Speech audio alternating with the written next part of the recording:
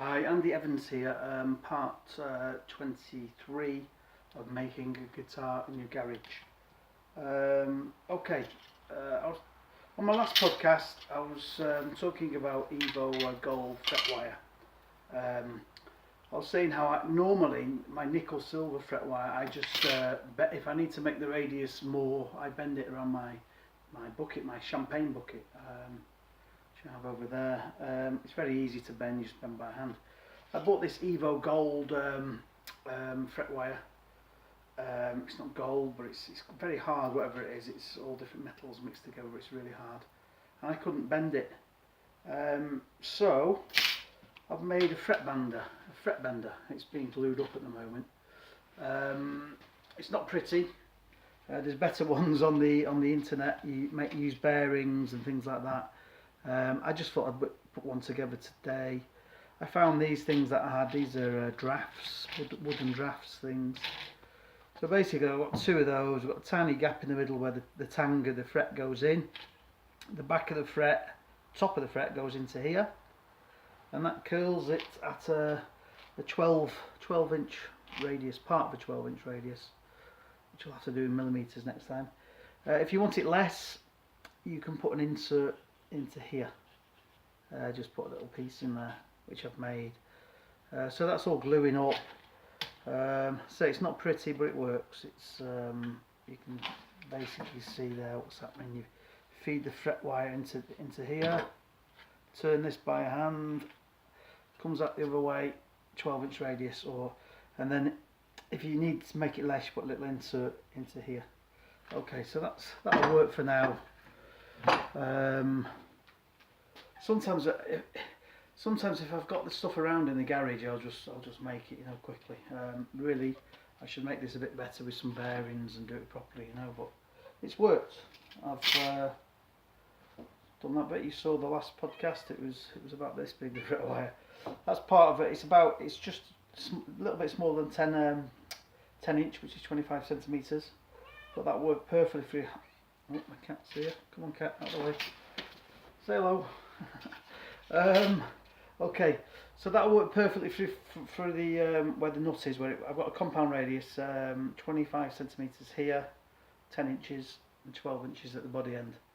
So for the first 6 or 7 frets, this will be spot on. I'll just show you that a bit closer. And then I'll go to the 12 inch radius for the rest of the neck. So I'm happy with that. I was struggling to bend it actually. It's really hard stuff. But if it's hard, it'll last a long time, which is a good thing. So that'll do me 2 guitars. That. Okay, and I've got these little wooden radius checkers, so I check the radius of the fingerboard with these. I just made them myself, and I check the fret wire with them. So that's all ready. I just need to cut those and get them fretted, fret the guitar. Okay, so I'm going to talk about swirling guitars. I've noticed on the internet it's quite a new trend at the moment, swirling guitars. 30 years ago we didn't swirl them, but we did sort of like that, a process very close to swirling.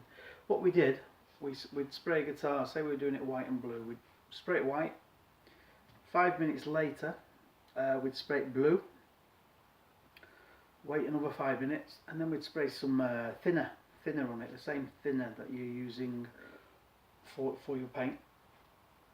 And then we'd spin the guitar. We had this attachment on one end and one on the other, and we'd spin the guitar in all different directions, and the 2 different paints would mix together, and you get some really nice, weird, strange effects, and then afterwards we'd let it dry, then we'd lacquer over it, lots of clear lacquer over the top to flatten it, because obviously the 2 paints are mixed together, you got a few uneven bits, and they came out fantastic. And then we'd polish them, wet and dry polish, start with 1000, 1200s, sometimes up to 1500. The more sanding you do with the finer wet and dry sandpaper, the less polishing you have to do. So if you're polishing by hand, you want to be going to start off with like 1200 grit and go to 2000, and then the polishing is really quick. You can do it by hand. Okay, so that's something we did a long time ago. There's my little cat, keeps jumping in the way. Hello, Treebo. Okay, out your way. Okay, so that's what we did. So the other thing I'd like to talk about is the pickups as well. We used to make our own pickups. We made the pole pieces on a lathe. We magnetised them. We made the supports for the pole pieces. We wound them. We made the pickup covers. We had a improvised moulding machine for the pickup covers, which was basically an old gas bottle, a vacuum cleaner. We used to suck the air out of the gas bottle in a one-way valve, and then we had like a little plastic jig, plastic moulding jig that we'd made, and we put a piece of plastic on top, heated it with a hairdryer, turned the vacuum on, sucked the air out, and hey presto, you had a copy of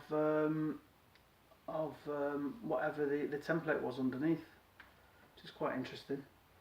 At the moment, I think I'll just be buying pickups, keep it simple, you know, buy good pickups, like Seymour Duncan and EMGs and the bare knuckle pickups.